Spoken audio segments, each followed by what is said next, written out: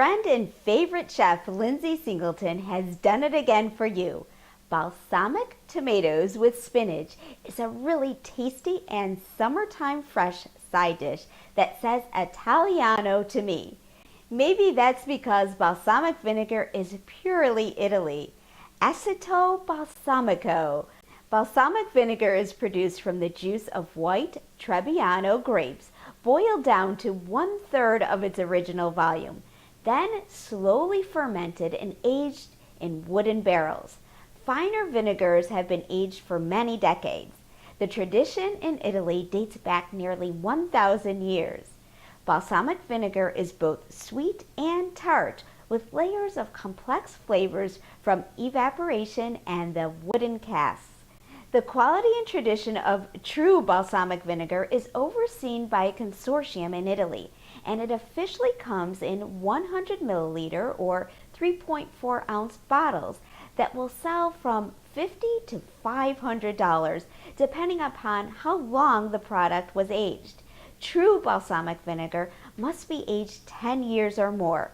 Fortunately for us, since Lindsey's recipe calls for 1 cup of balsamic vinegar, there are excellent balsamic vinegars that don't meet the technical standards of the traditional masterpiece. And this dish won't cost us a few $100s or more. Okay, history lesson over. Time for the food.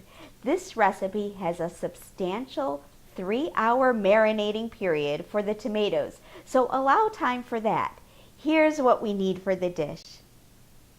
2 large red round tomatoes sliced into 4 pieces each. I asked Tony to pick these up at a local garden, and he obviously takes large seriously. 1 cup balsamic vinegar, 4 cups fresh spinach, 1 tablespoon light margarine. This is tub margarine with no trans fats. 1 clove garlic minced, 1/4 teaspoon salt, 1/8 teaspoon black pepper, 1 teaspoon lemon juice, 1 cup low-fat shredded mozzarella cheese. We have been marinating our tomato slices in the balsamic vinegar for about 3 hours, as I had mentioned earlier, and now we'll arrange them on a baking sheet covered with foil.